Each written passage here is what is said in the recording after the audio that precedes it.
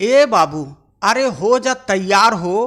काहे से भोजपुरी से फिर से आवत अटे भोजपुरी के पावर स्टार पवन सिंह और शिल्पी राज के नया एठू गाना।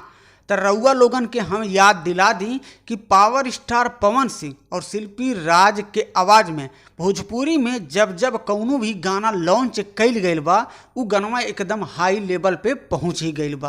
तो आज के है वीडियो में आप सबके है आपके छोट गरीब भाई बतावे के खातिर आ गइल बा कि फिर से भोजपुरी में एगो और नया गाना लेके आ रहल बाटे भोजपुरी के पावर स्टार पवन सिंह। तो कुछ ही घंटे पहले ही ए बाबू है गानवा के पोस्टरवा लॉन्च भइल हो जवन कि हमारे स्क्रीनिया पे रउआ लोगन देख रहा बानी।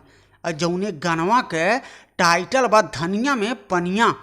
और यह वीडियोवा में डांस करत नजर आवे वाला बानी प्रिय रघुवंशी पावर स्टार पवन सिंह के साथे। और ई वीडियोवा के डायरेक्ट कैले बानी जेकर नाम है विभांशु तिवारी।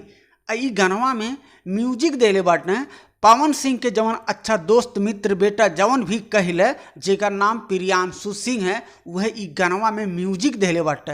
अब रउआ लोगन के अनुमान लग गई हुई कि भैया प्रियांशु सिंह जब जब पवन सिंह के गानवा में म्यूजिक देले बाटे उ गानवा तो एकदम हिट हो गइल बा हे बाबू। ई गानवा के लिखले बानी रोशन सिंह विश्वास जी। तो रउआ लोगन के बता दी कि ई गानवा के फिलहाल के लिए अभी तुरंत फिलहाल के लिए गानवा के कमिंग सून में रखल गइल बा, यानी कि बहुत जल्द ई गानवा के लॉन्च कइल जाई आदित्य फिल्म यूट्यूब चैनल से।